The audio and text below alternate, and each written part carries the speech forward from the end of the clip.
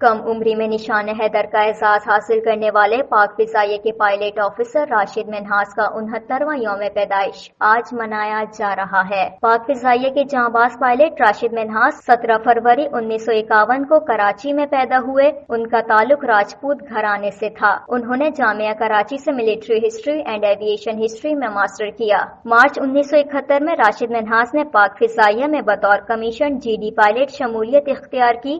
وہ ابتدا سے ہی ایوییشن کی تاریخ اور ٹیکنالوجی سے متاثر تھے۔ ان کو مختلف طیاروں اور جنگی جہازوں کے ماڈلز جمع کرنے کا بھی شوق تھا۔ اگست 1971 میں راشد منہاس پائلٹ آفیسر بنے اور جب 20 اگست 1971 کو وہ اپنی پہلی سولو فلائٹ پر روانہ ہو رہے تھے تو اچانک ان کے انسٹرکٹر مطیع الرحمان طیارے کو رندے پر روک کر سوار ہو گئے اور طیارے کا رخ دشمن ملک بھارت کی جانب موڑ دیا، لیکن راشد منہاس نے وطن پر جان قربان کرتے ہوئے اور دشمن کی اس سازش کو ناکام بناتے ہوئے طیارے کا رخ زمین کی جانب کر دیا اور جام شہادت نوش کیا۔ راشد منہاس جام شہادت نوش کرنے والے پاک فضائیہ کے پہلے پائلٹ آفیسر تھے۔ راشد منہاس کو ان کے عظیم کارنامے پر ملک کا سب سے بڑا قومی اعزاز نشان حیدر عطا کیا گیا اور کم عمری میں نشان حیدر حاصل کرنے والے، پاکستان میں نشان حیدر پائے جانے والے اور پاک فضائیہ کے جانباز اور عظیم آفیسر اور سب سے کم عمر شہید راشد منہاس کی قربانی اور کارنامے پر قوم کو ہمیشہ فخر رہے گا۔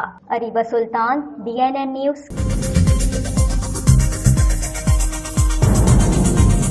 نیوز سے اپ ڈیٹ رہنے کے لیے ہمارے چینل کو سبسکرائب کریں اور بیل آئیکن پر کلک کریں۔